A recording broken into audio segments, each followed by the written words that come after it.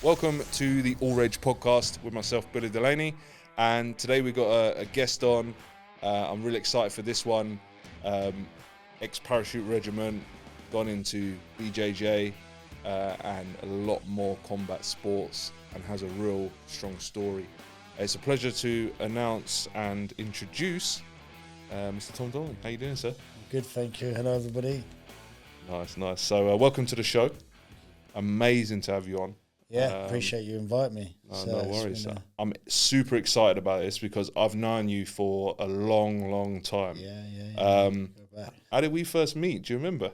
We first met working in security. That's right. Yeah. It was door work, a bit of doors, I think. Doors, bit of response at the football. That's right. Crawley Town. Because we're both from Crawley. So that's right. Yeah, a bit of security work. So into that, and then so for yourself, ex-military. Yep. Yeah. Parachute Regiment. Yep. Free parachute. Let's just get straight into it. So yeah, tell us about that. How did that come about, and what, like you say, what regiment was you? So it come about. I mean, I left school. Started working with my uncle for a bit on the building site, plastering. Didn't really get on with that. So then I went into the fitness industry. Got my qualifications and stuff.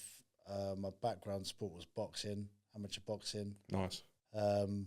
But usual kind of backstory really to most people that join the military, especially like the infantry or the Parachute Regiment, Royal Marines, stuff like that. Started getting into a bit of trouble, drinking a lot, partying and all that good stuff. And was just getting a bit bored of civilian life, I suppose. And it was either going to go one way or the other really. I was either going to get into trouble or get hurt, or I need to do something. So I decided to join the Parachute Regiment because it was one of the toughest regiments to get into.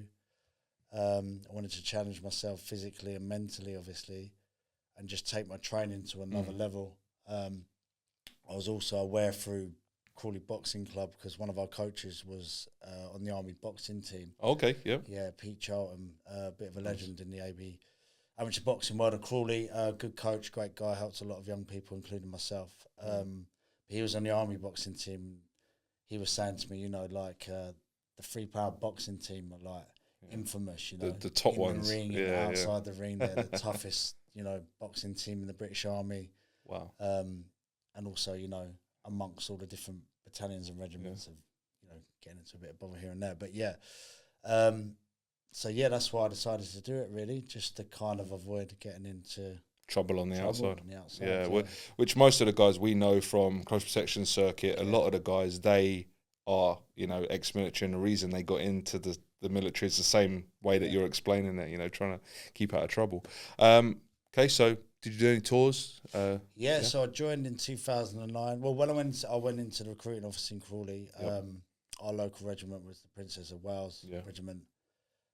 So he's trying to push me to join that, but I was adamant I wanted to join the Parachute Regiment. That's an infantry, isn't it? Yeah, infantry. That's right. Yeah, light infantry. Another good regiment, though. To be fair, they've done enough tours of duty.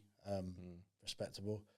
I was adamant I wanted to join the Parachute Regiment. So he said, if you join the Parachute Regiment, that the 2nd and 3rd Battalion are due to go on operations in Afghanistan. And I was like, well, yeah, that's part of the reason why I'm joining as well. Do the training. Yep. Do the job kind of thing. Get amongst it, basically get amongst it. So I joined in 2009, ended up passing out because it was over winter and over Christmas, passing out in 2010, went straight on to ops training, and then I went to Afghanistan literally a year later. Wow, so quite quick. So very quick turnaround. Wow, and that's the thing, it's, you knew you got into that, and the result was going, to war and to Afghanistan. You're signing up really for what, your job you're doing, aren't you? I'll ask you, what was that like out there? It was different. It was interesting to say the least. It was like, obviously, a real difference in culture. By the time I went out, I was on Op Herrick 13. Okay. 2010, 2011, there's a lot more hearts and minds going on. There was Card Alpha, so there's a lot more rules and regulations for the safety of the locals and obviously the safety of my comrades and other soldiers, because people getting into trouble and stuff like that for certain incidents that may have happened. but we're still live, you know, still lively. Still contact and things happening out there. Mate, things kicking off. I was obviously, when I got out there, it was towards the end of the fighting season. Okay. So coming into winter, so it starts to calm down then. But when I arrived, it was still kicking off. You know, there was still scraps going on. There was still firefights. We had a few. And then during the winter, it's quiet, you know, because it's cold. You know, no one wants to fight in the winter. Don't get me wrong, still IEDs and stuff like that. Yeah, you know, still happening. You're in a war zone, aren't you? 100%. You still stick to the whole time. And then come back on R&R for 2 weeks, partied for 2 weeks. Yeah. Then went back out and finished my tour. So those that don't know, R&R, what does that stand for? Rest and recovery. Yeah, That's rest and recovery. Okay. So you have 2 weeks. To be fair, I would have preferred to just do the whole 6 months. Because you're in that mindset, you know what I mean. So it's a bit like a training camp if you do boxing or MMA, and you know you're in. Gives you that time to reset, doesn't it? Yeah, 100%. But come back for 2 weeks and then went back out and completed the rest of the tour. So I think I had another 4 months.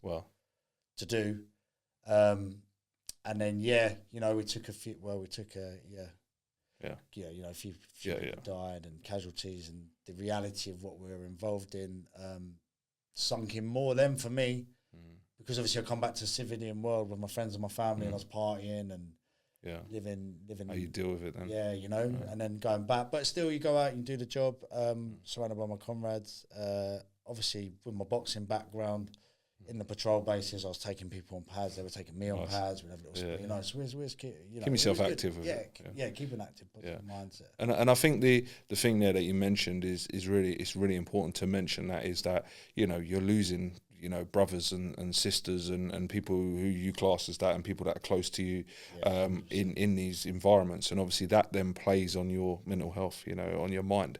And again, the whole point of this is for mental health, talking about that, and also you know, throughout combat sports and stuff as well. So so you went out there, got amongst it, and you know these things have happened out there, you know. And so how did that affect you then mentally? Like you said, you come back into civvy world. And you was drinking, going out, you know, where did it lead to? Yeah, so when I come back off tour, literally we had parole leave, so post-ops leave. Okay. And then because before I went away on tour, I didn't actually have my wings, so I hadn't done any parachute jumps. Oh, so you hadn't actually gone out the plane yet? No. So if I died, I wouldn't have had my wings. Oh, okay. Known as a penguin. Oh, okay. A bird that can't fly. Oh my God. So you get a lot of stick for that. Yeah. Banter and all that good stuff. Yeah. But I mean, once you're on tour, you're all in it together. And reality, although whilst I was in Afghanistan, it was the only operational jump to be logged in Afghanistan. It was one para doing a special forces support group. Oh, so saying that you don't jump into ops anymore is a lie, because people do. And they did whilst I was out there. However, our regiment, the type of ops that we were on, that wasn't needed. So we didn't need to do our jumps. We just needed to get our driving done and things like that. Drive. So anyway, come back, went straight on my jumps course, which was great. I loved that. That was mega. Did my first jump out of the Herc, C-130. Static line at 1,000 feet on my birthday. Wow. I was first out the door. Nice. Happy birthday. Cool. Get out the door. Happy birthday. That was good. And then I went on to the ABTF, so Airborne Task Force. Okay. Free para did, which means you're on like 48 hours notice to move anywhere in the world, basically. Wow. So we did that, and then I was on the boxing team. Yeah. Nice. Free para boxing team, which was one of my goals, which I was happy. Nice. With represented them as a middleweight. We won the major units, and then on a training exercise, I injured my hip. Okay. So I got a labour and tear, it's called. It's tear on the cartilage. It's quite minor compared to a lot of injuries. However, it still meant that I was downgraded, which meant I couldn't do my job anymore as a paratrooper. I went on my coaching course for the boxing team, so I helped with the coaching. Yep. But obviously, I wanted to still be a soldier. Still be a paratrooper. So you had that outlet there still of the boxing. It's kind of that plan B. Yeah. But that wasn't what you wanted to be doing. You wanted that, you know, paratrooper. That's your goal in life. You know, that is your elite side. And then you get that injury, and you know it's hindered you a little bit, isn't it? You know. So again, back to the mental health thing. That's going to affect you as well, isn't it? 100%. You know. So I was drinking more. I mean, there's a big drinking culture in the British military, especially the Parachute Regiment. It's all fun and games. You know what I mean? whilst you're involved, whilst you're amongst it, whilst you're getting your outlet for your training and your ops and, you know, physical outlet from the physical training. But obviously I couldn't do that. So, I just started drinking more. And then, got more depressed. Yeah. So was that a result of you getting the injury? Was you then like discharged from it? Was that like? I was due to get medically discharged. If I'd stayed in another, I think it was another 2 years. But where I was at in my head at that time, I'd also done the intel course. I was working at battalion level into like intelligence, which is cool, office based. Could still get involved with operational tours, but it'd all be, you know. It's not where you want to be, though, is it? You know what I mean? Not really, no. And knowing you as well, you're the person that wants to perform on that high level, and it isn't there for you. You know, I've worked in offices, you know, pen pushing or whatever you call it. No, that's it. So at least you're honest about it, you know, pen pushing and stuff like that. Yeah, you know, there's a place for people for that, but I'm not that. I'm not that guy. And it's about being honest with yourself, isn't it? Like you said, and you're not that guy, you know. So for yourself, the exit from the military was kind of the way, wasn't it? Really, you know. And it's a shame, but it's, you know, one of them things, isn't it? That unfortunately happens. And at the time as well, you know, I've got a son. He's nearly 12 now. He'll be 12 in January. But growing up, mate. My girlfriend at the time, which is his mum, she fell pregnant, so it seemed like the right thing to do anyway. So like the universe kind of aligned in that respect. So life was like evolving around it, where actually it was telling you this is the time now. Yeah, that's how I felt. So I was like, you know, there's nothing more for me in the Parachute Regiment. I can't do what I want to do. I wanted to be either on the army boxing team, the PT corps, which would get all my physio and stuff. And, you know, the majority of my regiment would also like to go on selection for the Special Forces. So those were my 3 goals. I was looking more towards PT corps out the 3. But obviously, with a physical injury, couldn't do that. No. So that was kind of that. Really. Okay, so how did that transition out look? Was it a lengthy process or was it quite quick? It was. So I was my commanding officer's driver, which was great, by the way. I enjoyed that. Major Sherverton, he was a good guy. And all my peers, all my, you know, senior officers, senior ranks, they didn't want me to leave, because they liked me being a part of it, and they were like my brothers, fathers, whatever you want to call it, you know, figures. You know, and they wanted to find another way for me to be able to stay in. But also they were concerned about my mental well-being as well, because, you know, the majority of these guys have been in a long time. It's their 3rd tour, 4th tour. They're used to it, aren't they? They've seen it, and they know what's coming. They know what's coming. Do you know what I mean? And although people may think that people don't talk in the regiments, we do talk amongst ourselves, you know, about mental health. The welfare is there if you want it. Because that's the other thing I was going to ask you, because, you know, I know a good handful of really good guys and girls from ex-military. You know, I'm not myself, as you know, but a lot of guys on the circuit, close protection, and in the life that I've lived and come across, it is that stigma that there isn't any support there. It might not be the support that is, you know, 100% going to help you, but there is some sort of support there. There is a welfare team. There is a parachute. I mean, Laura, her name is. She's great. She's still a part of the welfare team now. She helps support our paras. They've helped me massively since I've been out. But that is a self-sufficient charity. Okay.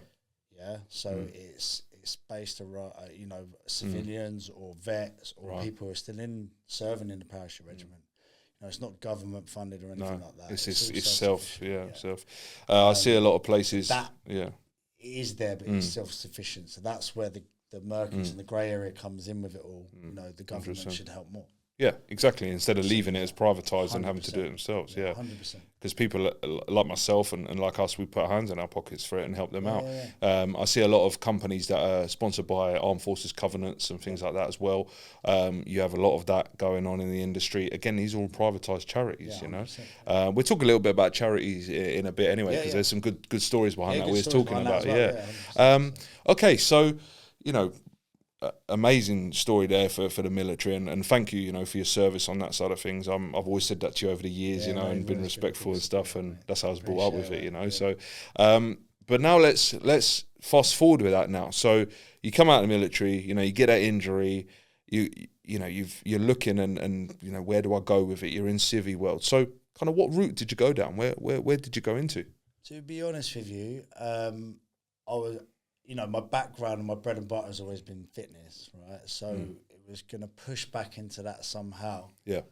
But with the physical injury, obviously, along with my bread and butter, it was mountain biking, trail running. Yeah.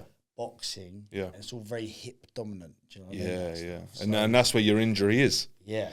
so again, you're then having to go. You want to go into an industry and do something that is you're relying on that injury not being there. Exactly that. Exactly that. Yeah. And I was still quite young at the time, 25. Do you know what I mean? And still had a bit of an ego, I suppose, and still wanted to do all that, and sort of shied away a bit from the slow, smoothest, fast stuff, which I do nowadays, which is all your strength and conditioning, your rehabilitation, as well as all the crazy other stuff that I like to do.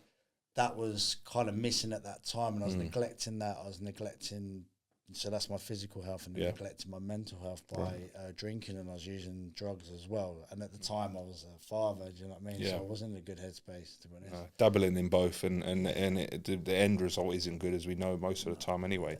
So with that injury, did you get it? Did you get it fixed? Did you get it sorted? Yeah, so I got it fixed while I was still serving, actually. Oh, okay. The guy's called Mr. Villa. He invented it's called the anthroscopy. So that's a cool name, mate. Yeah, it's Mr. Villa. Yeah. Cambridge as well. So it sounds like a James Bond villain, doesn't it? Literally. Oh, Mr. Villa. And he actually performed my surgery. And obviously, people working on it. Good guy, yeah. But again, going back to the whole... So because I was serving in the military, I went and saw my medical officer, Colonel Ayres. He was a legend as well. But they're in a debate whether the NHS or the military should fund the operation. So I was kind of like, well, I'm in the military, so I'm assuming the military should fund it. Right? The NHS funds the civilian world, and the military should fund... Two different pots, isn't it? Two different pots, MOD and then obviously NHS, or whatever it might be. Both funded by the government, right? And by the, by the taxpayer. So I assumed it would be the military. So straight away when I went for that, when I got told that, I already immediately felt like I've been abandoned. So it's kind of like, and that's when my mental health started to deteriorate. And that was nothing against Colonel Ayres, that was nothing against the Parachute Regiment, that was just what it was. It's the politics behind it. Exactly. Right? Yeah, really, you just wanted to get it fixed. Yeah. Get it sorted, someone do it for me. Yeah. Don't care who's doing it, get it done. Exactly. You know what I mean? Because if I was in City Street, the NHS would do it. It'd probably take longer. I'll give you that, it'd take longer. But I got all my scans, I had the operation. So normally it'll either make it better, the pain goes away, it'll stay the same, or it can make it worse. Okay. And there's it's quite a common injury in the military and in footballers and stuff, because it's overuse on the cartilage, it tears and the femur pops in and out. Yeah.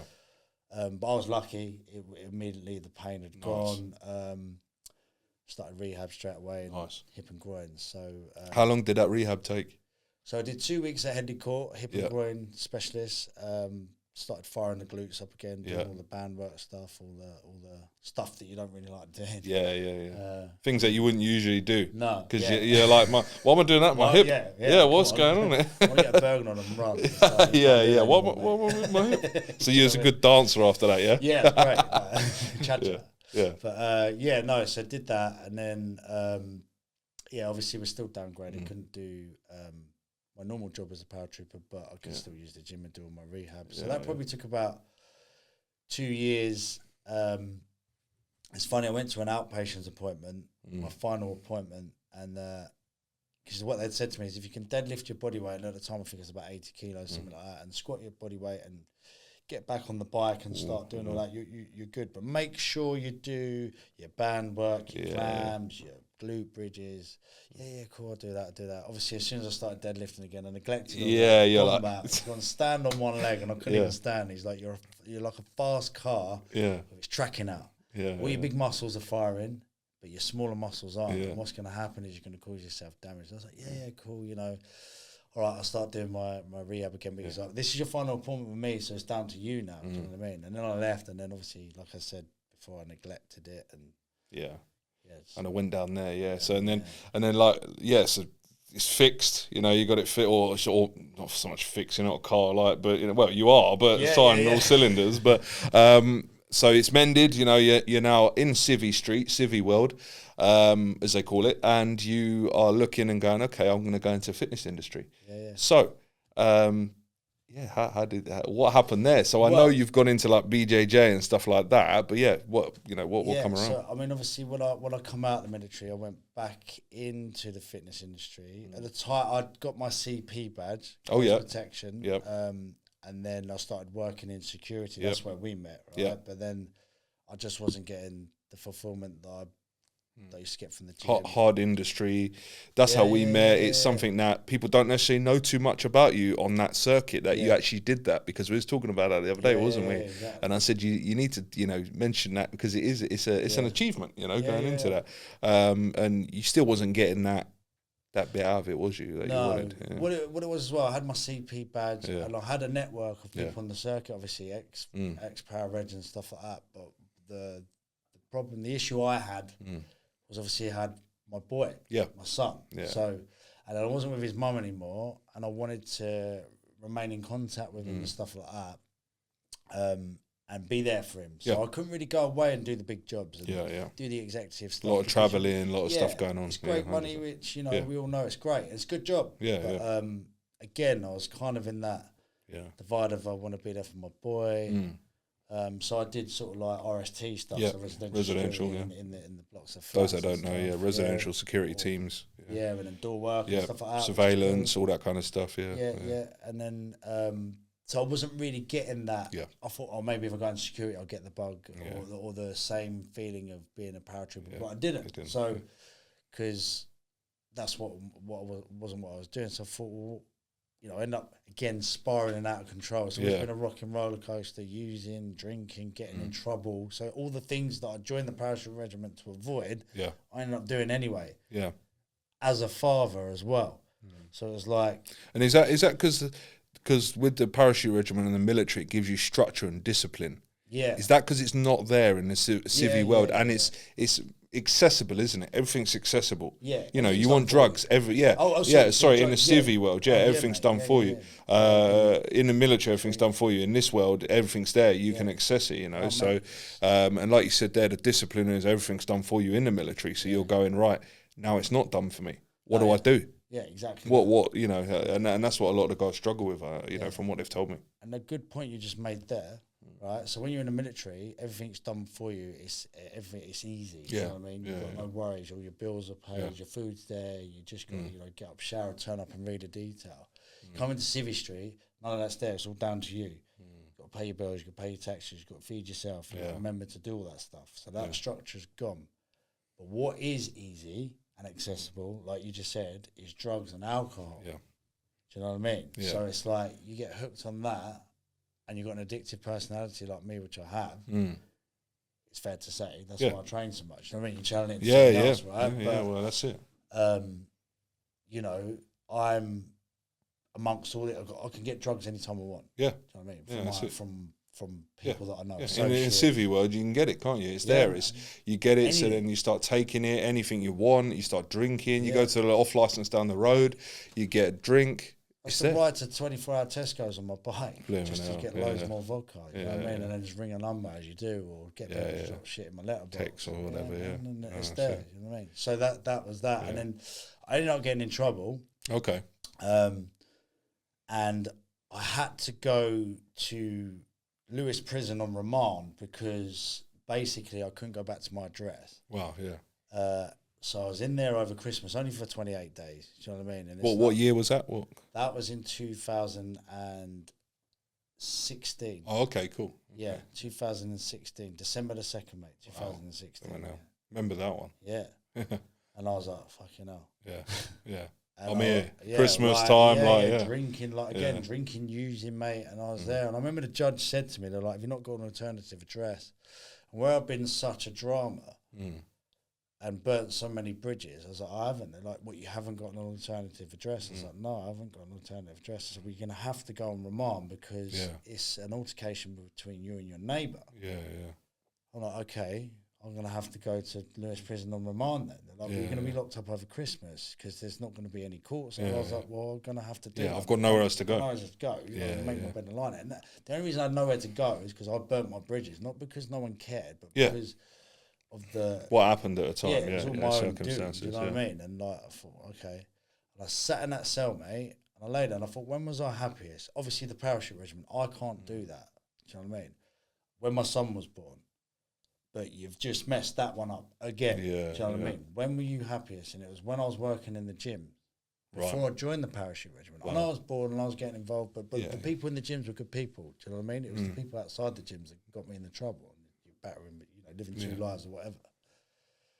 So I was like, I'm going to refresh all my PT. I'm just going to do that. And so it's like that moment clicks in, and it says, you're looking at that wall in that cell, and you're like, right, I don't want to be here. What am I doing here? I've got nowhere else to go. No, but I have to be here. And people, and people are like, I've heard. I mean, even in the boxing gym and stuff like that. And I mean, I'm 37 now, so you see some young. I've met a few young people that may be steering on the knife edge of this and all that, and trying to advise them a little bit. And you listen, it's like you hear the whole saying of like, "Oh, I'm not scared to go to prison" and things like that. But like the thing is, when you go to prison, everything's gone. Yeah.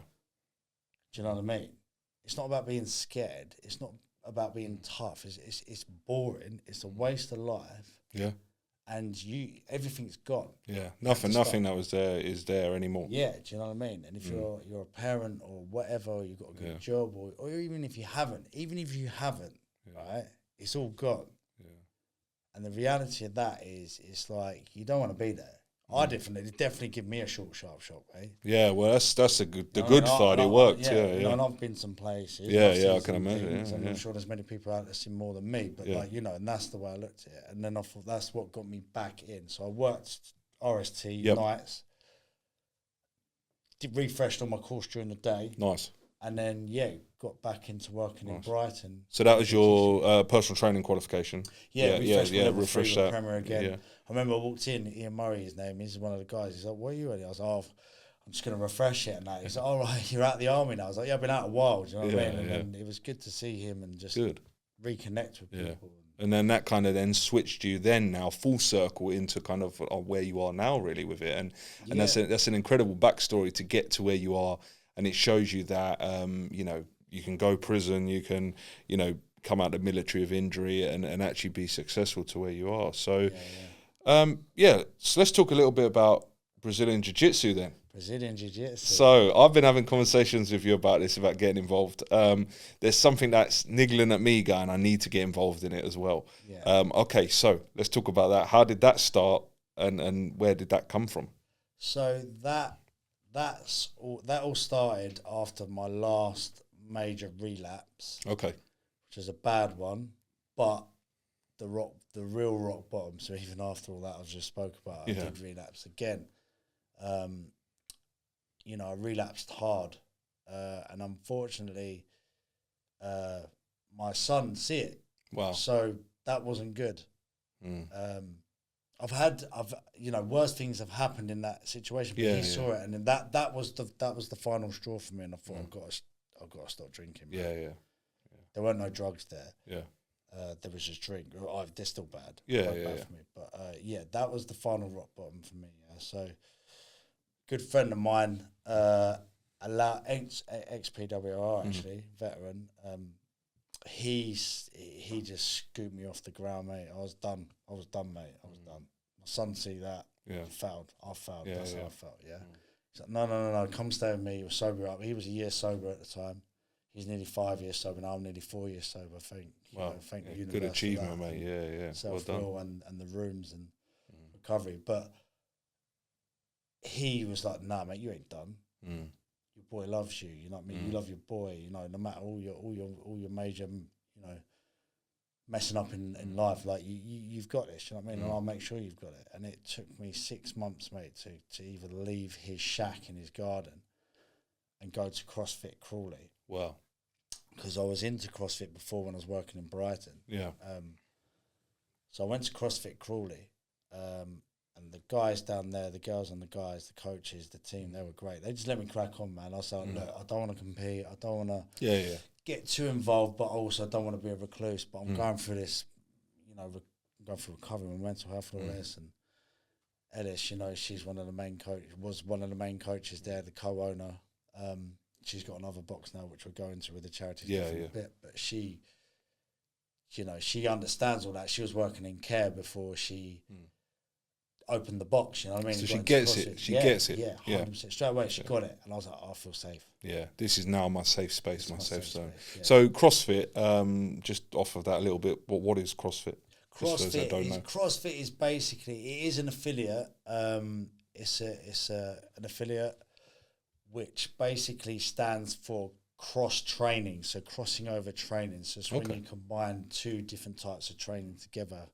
You've got the CrossFit Games and stuff like that, but it's basically every single movement you can do in a gym. Functional movement, strength conditioning, metabolic conditioning, cardio, Olympic weightlifting, powerlifting, gymnastics movements. So the whole lot. Yeah. Well, and then people compete, yeah? Yeah, people compete. You've got competitors at a real high level. Then you've got RX athletes, which is like intermediate. And you've got scaled, which is like people who just want to get into it. And nice. But the beauty of CrossFit is what we was discussing this earlier. Whatever level you're at, if you're RX, which is intermediate, if you're scaled, which is your beginner, or if you're a competitor, you do the same workout in a different way, but every single one of you will be hanging at the end. Yeah, because you're all doing it together. All doing it together. And everyone fist bumps you. Yeah. Well done. Guys, girls, all different shapes and sizes, ages, you know.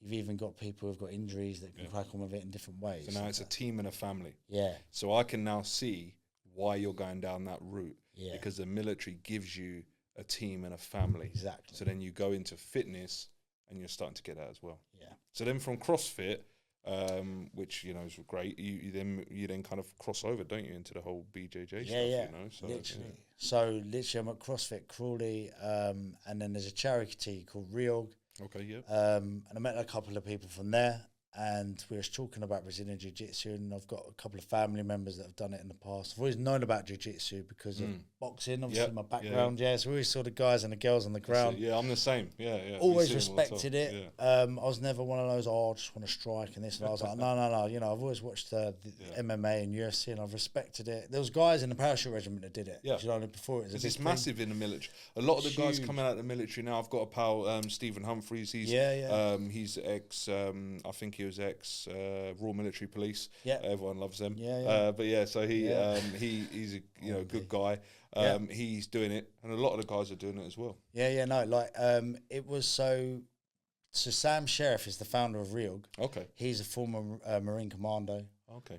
Mark Conrad is one of the trustees. He was the first triple amputee in Afghanistan. Wow. Royal Marine Commando, and he's a purple belt. He's got to be knocking on brown belt. So then Reorg obviously is then built from military, from those that have done it upwards, and is the charity that kind of forefronts what, you know, ex-military personnel go into BJJ. Their main sort of slogan is helping those who helped us. So it's blue light, military, serving and retired. Amazing.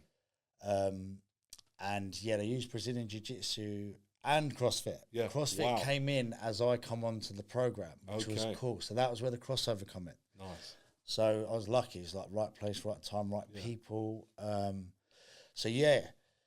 Basically got in touch with Reorg, went up to their HQ.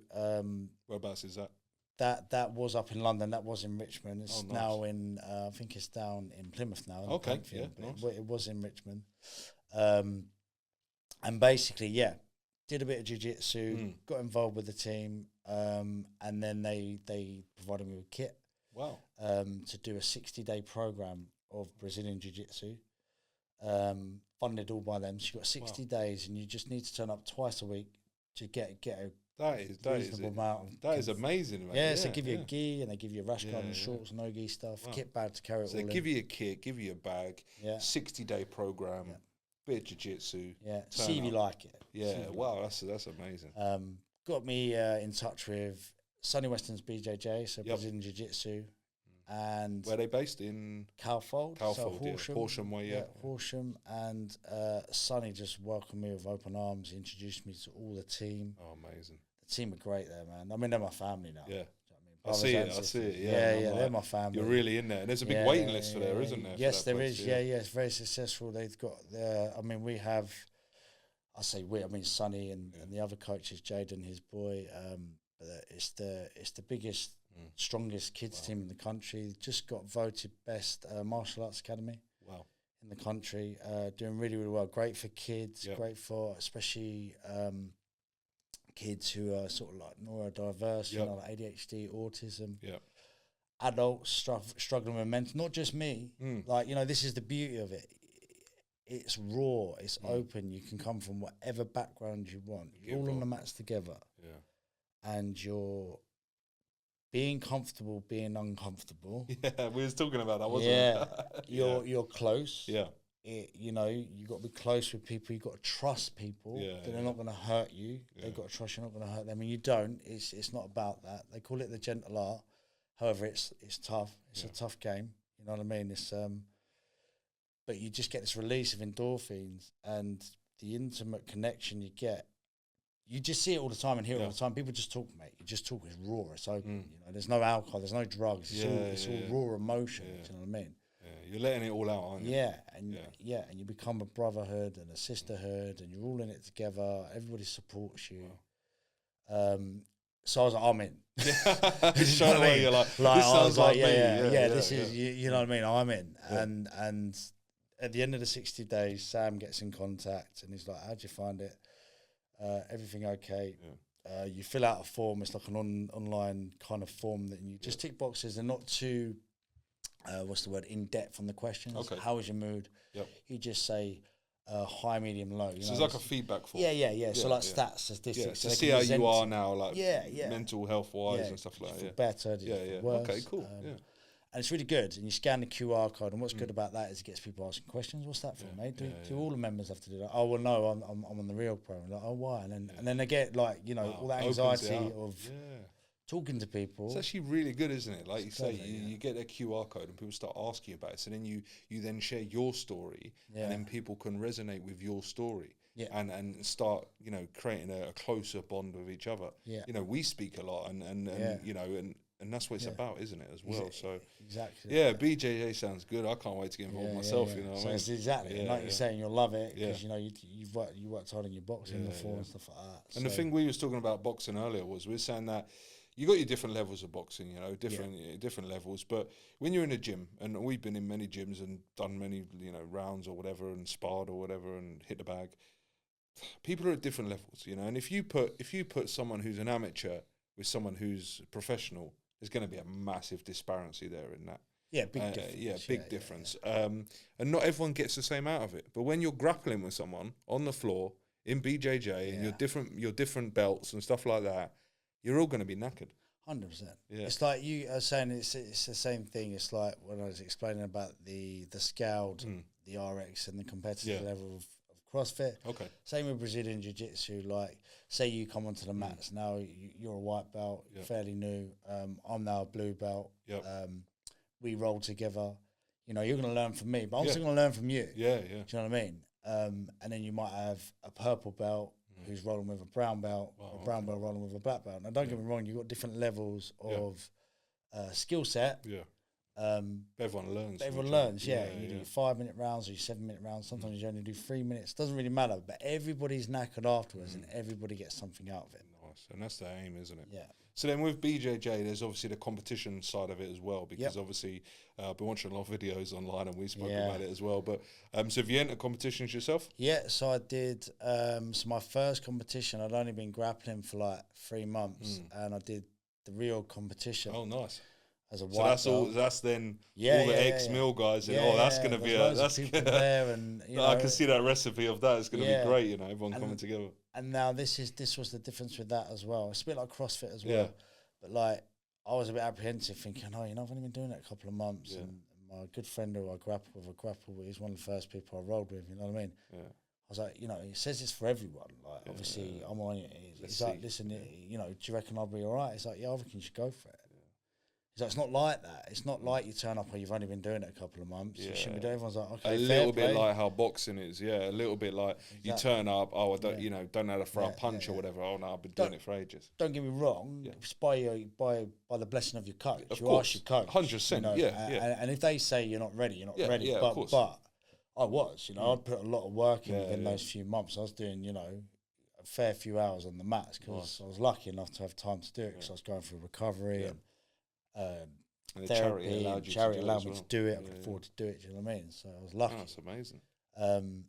So yeah, I've competed. I competed 3 times as a white belt. I got a bronze. Nice. I got a silver in gi. Sorry, I got a bronze in gi. Yep. Got a bronze in no gi, a silver in no gi, and then I got a gold in no gi. And then I got my blue belt last year in November, and I did my first comp to kind of get it out of the way in no gi down at the Sussex Open. It was a close fight, but I lost it on points. But you know, I learned a lot from it.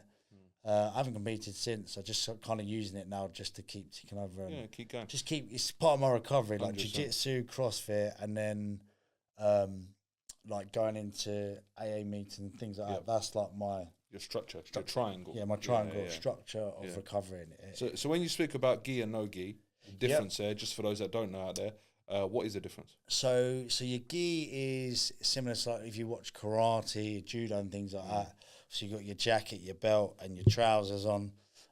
Some people say they look a bit like pajamas. Gi is a little bit more slow and a little bit more technical because you've got lapels, you've got sleeves, different types of grips. You can grab hold of the gi, you can use the gi.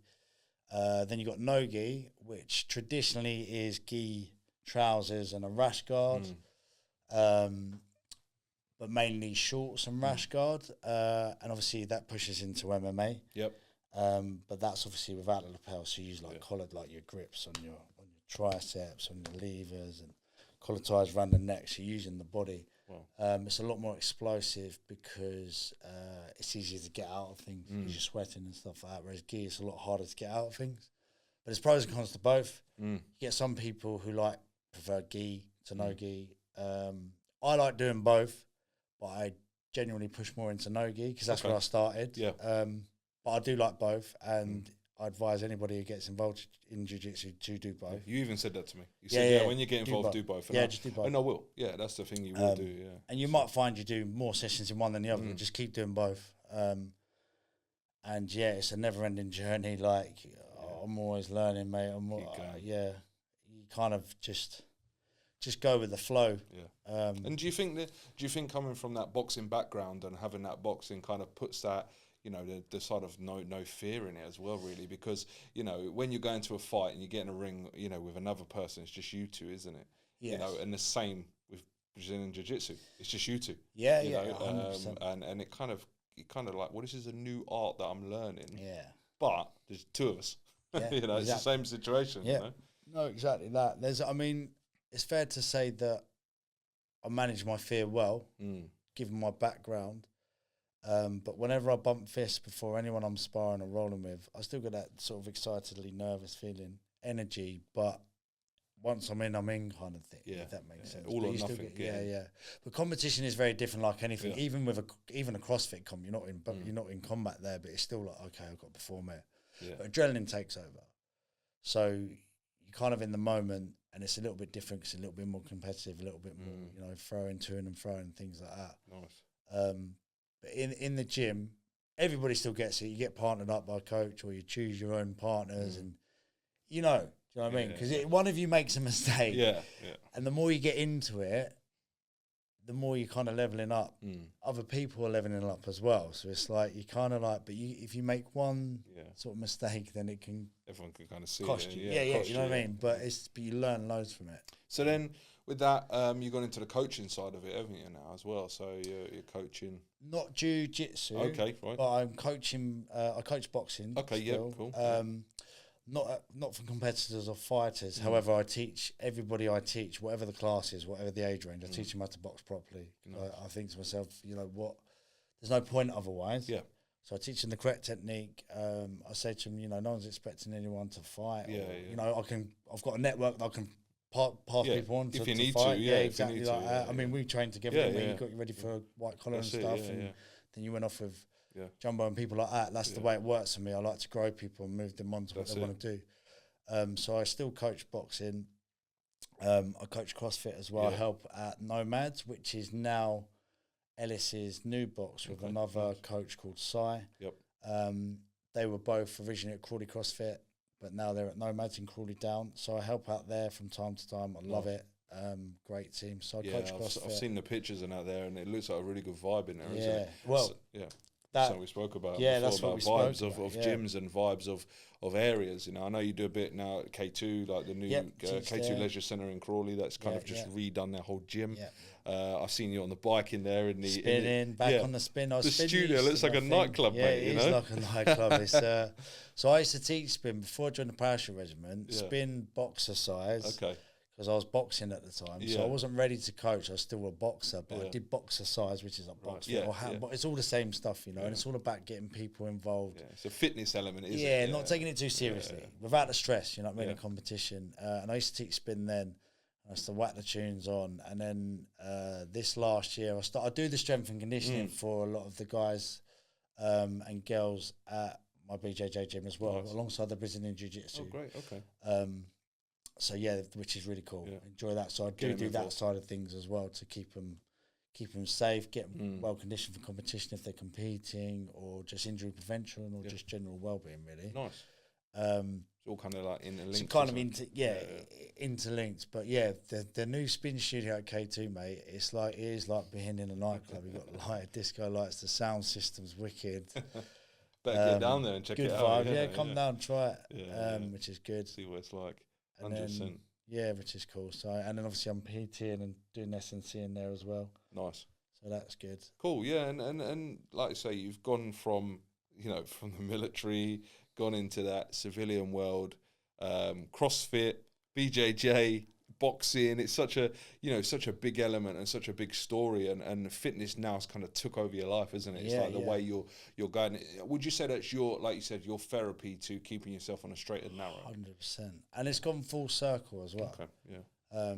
So obviously going back to reorg and the BJJ, I finished my 60-day program, and then you go on to a 365-day program. Wow, okay. So I fund a year. Yeah.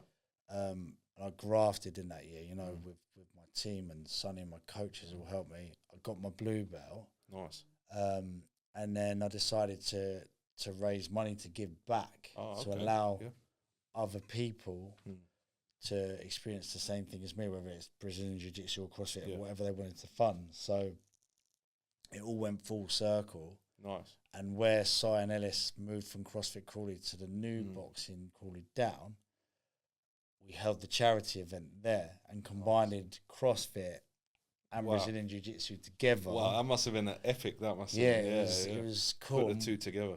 And the route was from East Grinstead down the Worth Way back into Crawley down. Okay, yeah, that's quite. For those that don't know, that is quite a complicated route and quite a big route as well. It's basically down the old railway track. It's 6 miles, I think, in total from there to the box with Bergens on. So back into tactical advance to grapple, it was called. So instead of tactical advance to battle is basically a weighted march with the Bergens and the rifle. So those that don't know what a Bergen is, I know, but just tell them. It's your big pack, so you're rucking or you're hiking or you're tabbing. Some people, like Marines, call it yomping. Yeah. It's all your weight, all your kit, basically, you carry when you're in the military.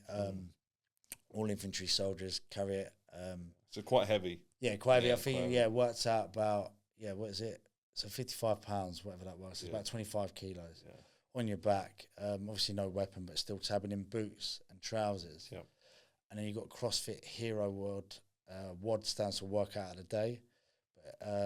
Called Murph, which was for Michael Murphy. He died in Afghanistan. He was a US Marine, Navy SEAL, I believe. Yeah, Navy SEAL. And what that entails is a mile run with a weighted vest, 10-kilo weighted vest for gents, 5 kilos for ladies. You do a mile run, 300 squats, 200 press-ups, 100 pull-ups, right? And then a mile run. And he used to do that in his patrol base, but in his tactical vest. So it was weighted. Every day she couldn't do anything else. Yeah. So we included that. So we did the 6-mile tab, took the Bergen off, put the vest on.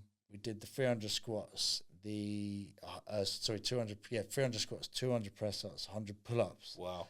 We nailed that, and it took us an hour, just over an hour, to do the 6-mile tab. It took us half hour to do that part. That's and then we did a weighted boot run. Oh, sorry, not weight, but a boot run. So just clean, no Bergen, anything like that, just boots on and stuff like that. Other people did it in trainers. And I did my fitness apprenticeship at Effingham Park Hotel, which is down the road. Yeah. Cy, which is one of the coaches, helped me, put this whole thing together with Ellis in their box, but did all the training side of it as well. He's planned this route, not even knowing. And he's like, yeah, I've got this 3 mile route, mate. Like, it's around the grounds, just down by the hotel. I was like, show me the route. I was like, mate, that's my old running route when I worked at Effingham Park. He would never have known that. That is unbelievable. So that what I mean about full circle. And he was like, no way. I was like, yes, mate. I was like, it's it's gnarly. It's crazy. When you think, oh, that's come around, something's told me to happen. Yeah, the universe, and which is what I believe. Yeah. And so you got that, you got that off the ground, that charity event, and then what came from there, really? Well, we did the 3 mile run, and then it was meant to be an hour Shark Tank. So a Shark Tank is when you're in the middle sparring, you do it in boxing, doing grappling as well. And I had a fresh opponent every 3 minutes. Every 3 minutes, yeah. And it worked out about an hour and 15. So the idea was the tactical advance, the grapple. Okay. The grappling part was the battle. Yep.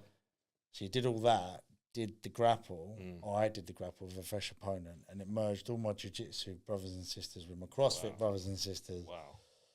From Crawley and obviously Horsham. And basically, I ended up raising six grand for reorg and gave it back. Yeah, amazing. So £6,000.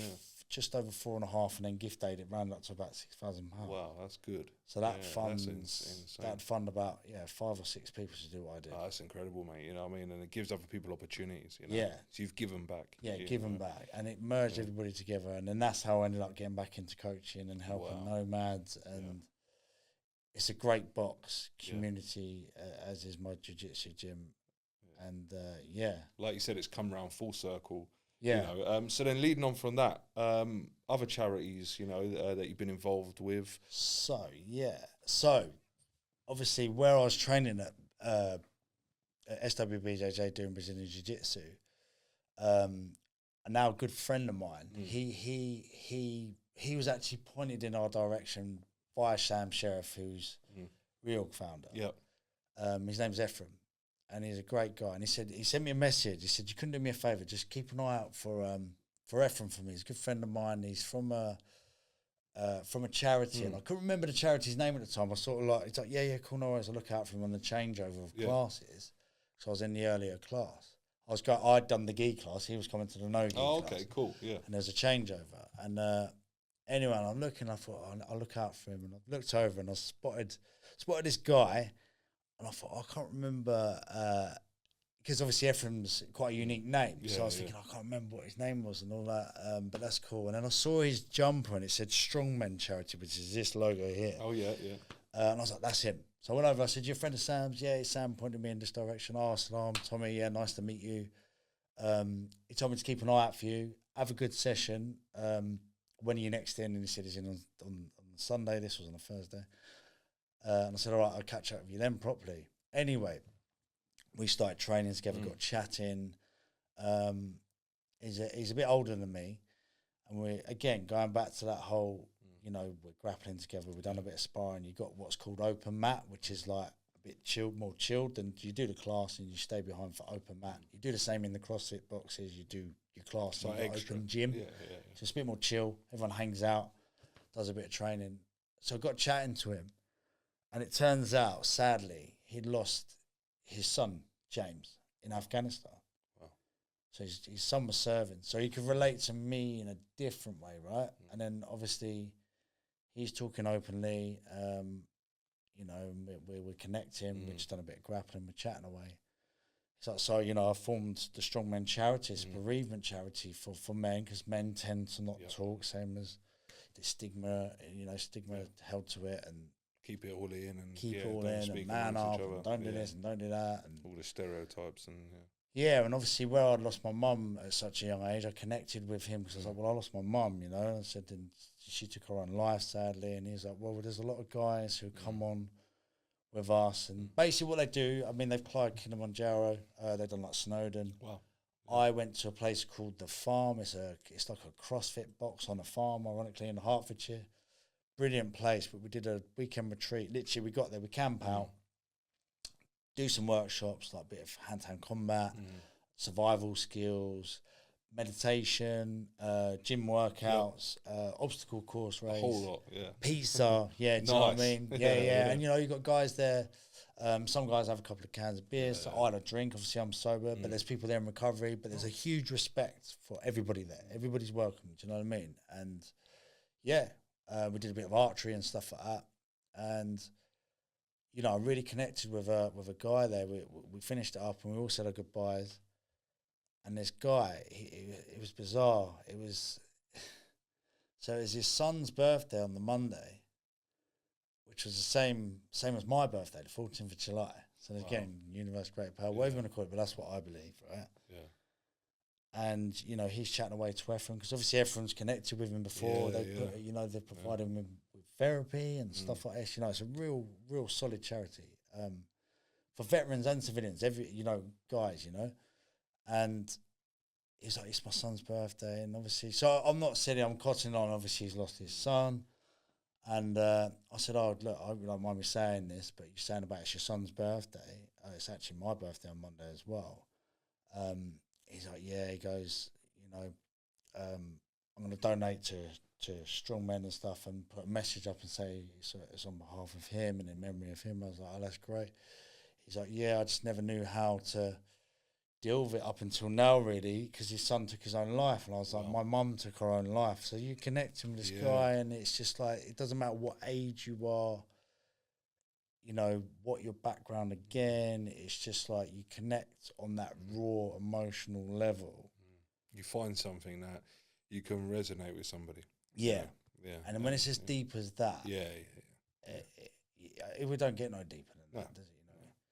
And the beauty of it, if you can call it that, because it's not a great, you know, it's not nice, is it? It's not nice to lose anybody. No. And you know, people say the laws of the universe and this, that. No parent should ever have to bury their child. The positive side of it, like you say, that does come from something so negative. Yeah, do you know what I mean? And it's like what they take away from, because like what you find is with grief, is like, I tell my story, but may hold my story back because I may feel, well, it's not as bad as their story. And it's like, it's not about that. Just share it. Get it out. 100%.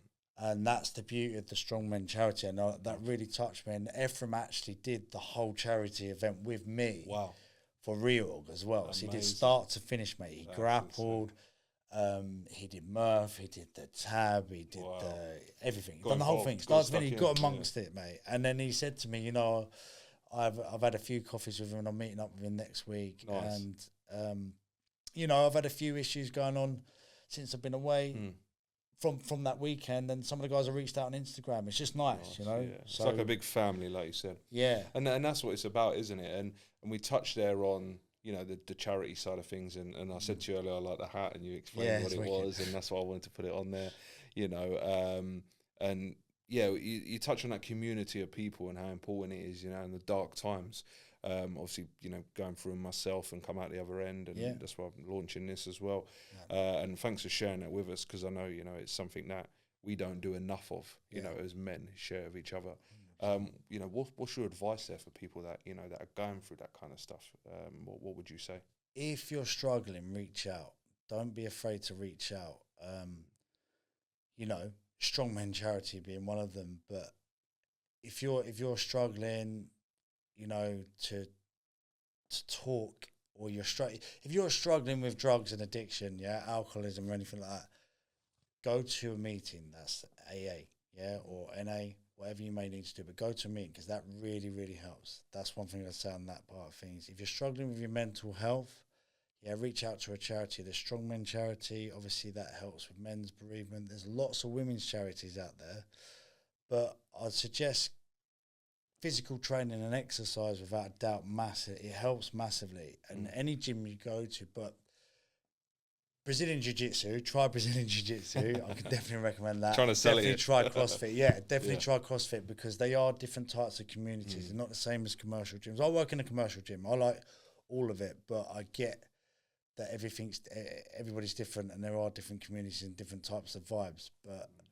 physical exercise is the way, isn't it? You know, and it does help your mind. It helped me.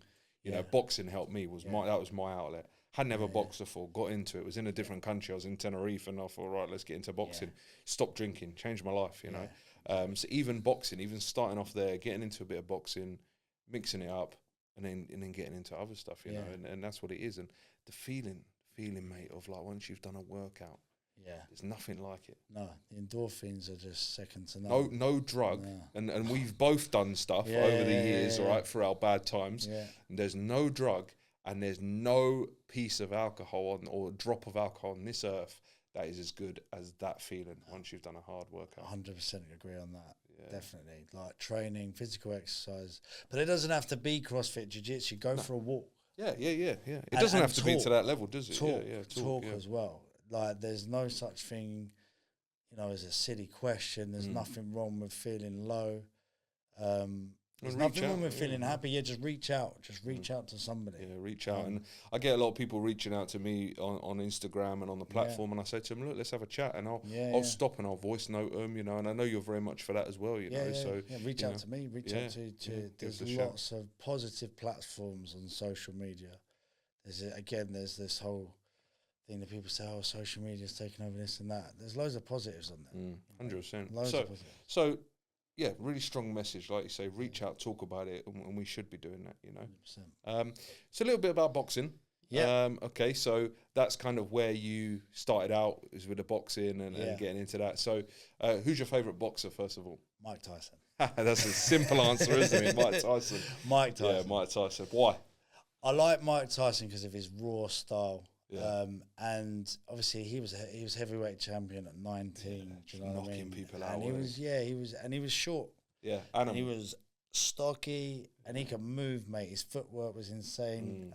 Even though I know, obviously he had that fight on YouTube and stuff like that. But come on, but even his training videos, all right, he's an older guy now, but he can still move. Yeah. Do you know what I mean? He's still got it. He's still got the technique. Do you know what I mean? Like, So Mike Tyson. Okay, what about up to date now? So if I said you couldn't say one of the old school ones, you have to say one of the newer boxers, and don't say Jake Paul, all right? Because I respect him. Yeah. I'll mention that in a moment. But yeah, who would you say modern boxer would be? For what, my favourite? Yeah. My favourite modern boxer for personality, Tyson Fury. Okay, yeah. One's Usyk. Yeah, as a boxer, again, going back to his footwork and, you know, the weight advantages and disadvantages, like, it's his footwork, mate, is insane. And every fight I've ever watched him do, he's always performed. He's such a humble guy. I'd say Usyk as well. Personality-wise, Tyson. Well, mind you, even personality, Usyk. Like, I'm Phil. Very Phil. Yeah. Literally, do you know what I mean? Like, discipline. He says it's discipline. Do you know what I mean? 100%. It's all about discipline. And you know, with what's going on in the climate with his country at the moment. Mate, and he was on the front line in Ukraine. He come back and fought Joshua and beat him. That's resilience, isn't it? And discipline. Do you know what I mean? Yeah, and still stayed humble. Yeah, that's next level. That's why we love him. So that's exactly that. Yeah, that. Okay, so Jake Paul. Okay, what do you think about this YouTube boxing? So obviously people slate it, people like it, people don't. Yeah. You've just said something there which I 100% agree with, is a respect level. Yeah, like, at the end of the day, if you haven't been in the ring, you can't really comment, right? That's my opinion. Yeah, 100%. And not necessarily with sparring either. Fighting is a completely different thing. Proper fight. Yeah, now going back to Mike Tyson. Mike Tyson was on the podcast with Joe Rogan. Yep. And he asked him the same thing. Do you know what Mike Tyson said? He said his first fight, he fought in front of about 100 people. Those guys had their first fight in front of millions.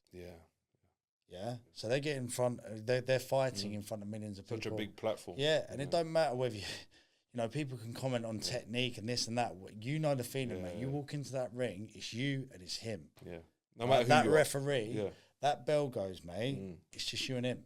That's it. That's true. You know what I mean? If you haven't experienced that, in my opinion, you can't comment. You have, I have, at different levels, but it's a big difference, and that's my favourite boxer. One of the world's best. And he's saying that as well. The same thing. Yeah. And he respected it. And I respect anybody that gives anything a go to better themselves 100%. And step into the ring or on the mats. And it's quite funny because he's actually doing some things better than some of the professionals exactly as well. That, mate. Exactly that. But and you can see why the hate's getting thrown at him. But KSI kind of started it off, didn't he? A YouTuber gone into it. But I say this to people: what's the difference between me going and doing that? You know, whether you're a YouTuber, whether you're a man off the street, whatever. You've applied yourself, you've worked hard, and I think people forget that they're not joking around here. They are training hard. That's whether that's sparring professionals, whether they're Canelos or whatever. That's sparring and they're getting in a ring Yeah. with thousands of people in a stadium and millions of people watching. Yeah, exactly. You know, and so then they're putting it all on the line, and like you say, it's hard. Yeah. Training to box is hard. Yeah. You know, Best form of grappling's hard. fitness. Yeah, CrossFit's hard. But Mm. when you're fighting, whether you're an amateur, a professional, whatever, if you're training to fight and you're sparring twice, 3 times a week, your body is going through it, your mind is going through it. 100%. You know what I mean? You know, it helped me out in my life. And Yeah. that's one of the main things, you know, it's helped me out and it's changed my life and it can change others out there as well. So definitely get involved in boxing, you know. So Definitely. Mental toughness, and also, you know, it's great for stress relief and anger management. 100%. Even if you don't want to fight, go and hit some pads. Yeah. You know what I mean? Get Go it hit out. some pads, let it out, hit a punch bag. You know what I mean? Let that's it out. Anger management, de-stress. That's it. Well, before we finish up, I'll do a quick fire for you, right? So, couple of interesting ones. So, all right. Okay, let's start off. Pasta or pizza? Pizza. Okay, all right. Yeah, pizza. Okay. TV or no TV? No TV. YouTube or TV? YouTube. Yeah. Tyson Fury or Alexander Usyk? Usyk. Okay, cool. Here's one for you. The military or civilian life? I said quick fire.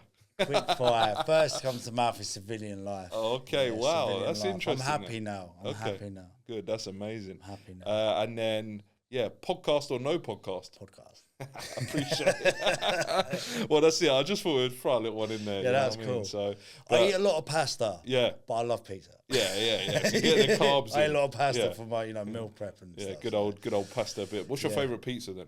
Favourite pizza is barbecue-based meat. Ooh, Meat or at Domino's, and the real pizza company, they've got like barbecue-based meat. Anything meaty, mate. Anything meaty. You know what? I used to have a problem with eating pizza, like with the dough and stuff, but mate, I can yam down a pizza easy, man. Meteor or something like that. Yeah, Meteor was good. Oh, mate, I think I have to go and get one of them. Yeah, we used to always have Domino's. We'd have Domino's before a tab. Yeah, nice. Yeah, like burn it off. in the Parachute Regiment. Yeah, it's calories, isn't it? Calories, and that's the thing. People talk about that, but you can burn it all off, can't you? Yeah, 100%. I eat a lot of pasta for food prep, like Nice. batch cooking, because it's easy. Do you know what I mean? And it keeps me loaded for energy. But yeah, even for my charity event, for the real charity, I had a Domino's, mate. Nice. Yeah, just going back to that mindset of like, being in the military and getting ready for it. All right, one last one. Boxing or BJJ? BJJ. Oh, okay, nice. Well, Tom, it's been a pleasure having you on. Yeah, it's been, mate, I've loved it. I've been buzzing to get on, mate. It's lovely to see you as well. It's been a minute. Yeah, and thank you for inviting me on. No worries. Thank you for really coming on. enjoyed it, man. You know, we've done a bit of training before, and you changed my life round. You know, I lost weight through that, and you did well with the boxing as well. appreciate it, mate. Yeah, you know, man. and got in the ring, and not so much Jake Paul, but got in there and did what I was Hey, doing. you did it. That's my point. 100%. You did it. And anyone that's interested in the area, definitely get in touch with him. Get in touch. Because he's the man. He'll help you out. He'll change. He'll give you pasta. Yeah. And You're allowed to eat pizza. Nice one. No, thanks for coming on, buddy. Yeah, really thanks for appreciate having it. me. I really appreciate it. And man. Love. Take care, guys. Thank you.